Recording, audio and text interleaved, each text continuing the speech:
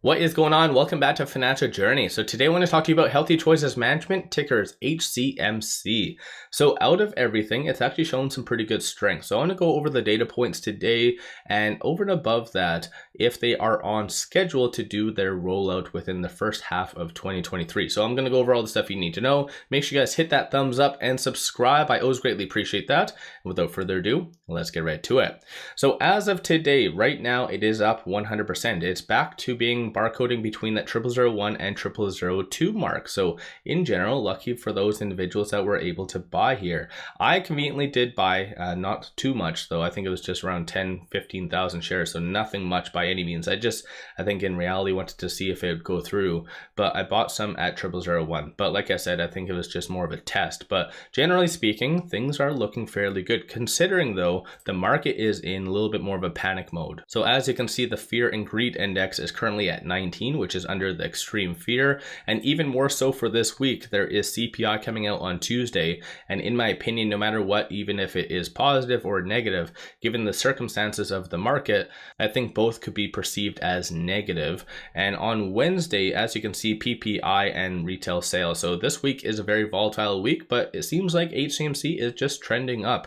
And looking on their website, nothing has changed as of right now, and still has the main focuses as being the intellectual properties, the actual grocery chain, vitamin store, and wellness center. And as far as I'm aware, the new spin-out only does encumber the grocery chain and also the wellness center. So just be aware of that, because unfortunately, a lot of the big profitable aspects of their previous kind of a business per se, if you want to call it that, such as the vitamin store, the qcup, and also the vape store, all had very much fat profit margins that individuals like myself very much appreciated. But like I said, if you're on their website looking at the news, the latest news was on February the 14th, on which they talk on updates. They still do confirm that it's going to be done in the first half of 2023, and this is based on their 4-point plan from August 2022.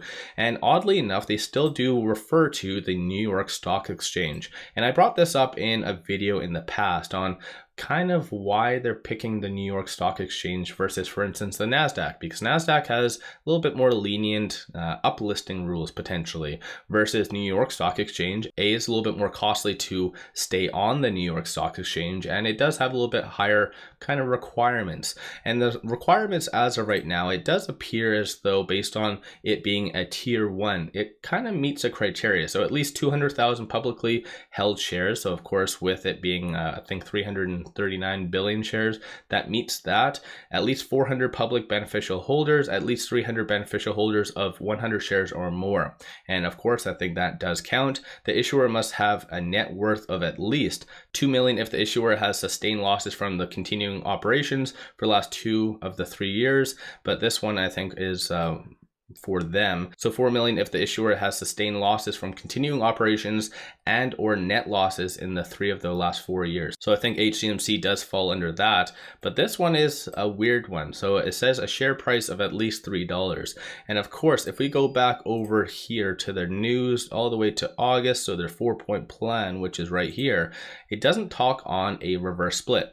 It just says that they're going to be buying back up to 5 million of HCMC's shares, a spin-off company. Of course, they're going to be having it and referring to it as NewCo. And it also says that they're going to be doing a dividend, then an equity capital raise. Doesn't talk on any reverse split to get them over that kind of threshold of $3. So this is where, once again, I'm kind of curious on what they are thinking behind the scenes, because if I remember correctly, they actually do talk on here, right here. So again, at this time, management believes that bringing this real and tangible value to HCMC shareholders by providing them ownership in NewCo is significantly preferable to asking for a shareholder vote to approve a reverse split, which can result in a loss of shareholder value if the share price declines post reverse split, which is a very common occurrence. So it's interesting the fact that they do, and they're wanting to do this whole 4-point plan to avoid doing a reverse split to keep the shareholder value. But at the end of the day, I think they would have to do that. So I'm kind of confused by that.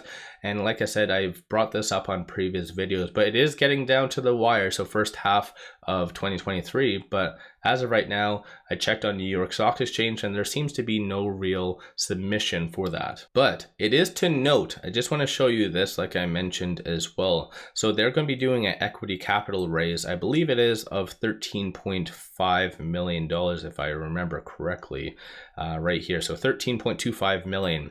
And based on the submission to the SEC on March the 6th, it does look like they did that in sum. So 13.25 million through Series E redeemable convertible preferred stock. So in general, they did the capital equity raise. So they are kind of on track, but they're kind of skipping things a little bit. So they haven't really done the spinoff yet, and they haven't really issued any dividend or the ex-dividend date as of right now. So I think they're trying to do things backwards, which of course, by them doing this issuance, it really does hurt HCMC in among itself and not necessarily the new company, which again, if you guys go right here, the new company is right here. So HCWC, so very creative in that regard. But once again, let me know your thoughts on that in the comments below. I just wanted to quickly give you an update on this. So it does look like shorts have been really doubling down ever since this whole volatility period did happen right here.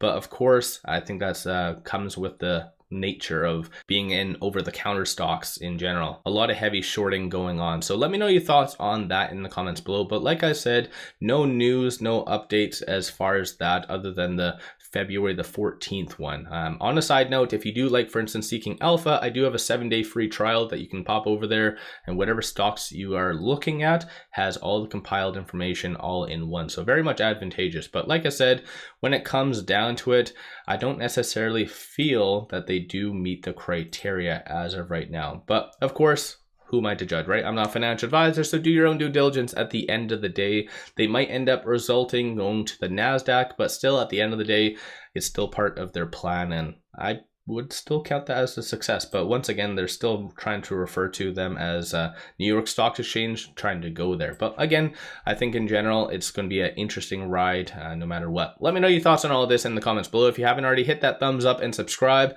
Always greatly appreciate that. And without further ado, I appreciate you guys watching. Let's all make a lot of money on HCMC or HCWC eventually.